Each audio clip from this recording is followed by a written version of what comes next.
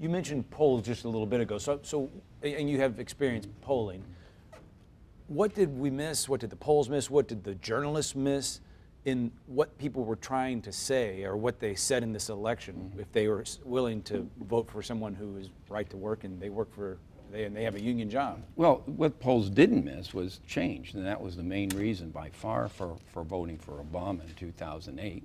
And you know, people look for change and it doesn't happen. A lot of promises are made, and now that was the main reason for voting for Trump this year, and probably for Greitens as well. And people are really naive about that. They vote for these people thinking they're going to get change, and politicians just can't produce that change they want. Joe was mentioning, you know, about, you know, bringing back these factories that have gone out of business. It's bringing back the coal industry. These things aren't going to happen.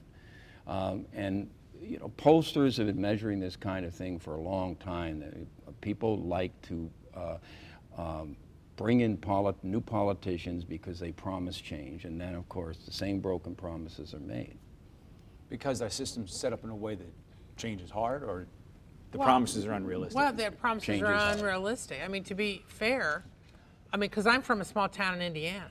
I saw the same thing happen in my small town 30 years ago.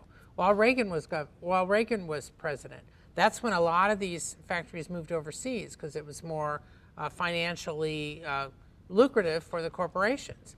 And that's still the case. And I think that, and Trump knows this, he's a businessman. And I mean, he's having, most of his stuff is made overseas, even though he's promising that he's going to be able to produce these jobs. Now, there may be alternative jobs. He may have some proposals. I mean, there's talk about that in Congress. But in Missouri, the same type of thing. Greitens is promising to improve education and promising to really help the economy, but he's not being specific.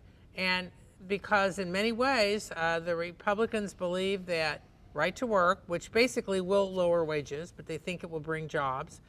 They may try to push for more tax cuts, although the state's somewhat strapped.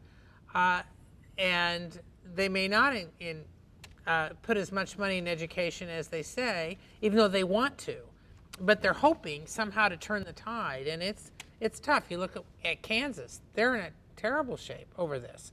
So this is going to be, people want change, but Jeff City's going to be under pressure to deliver.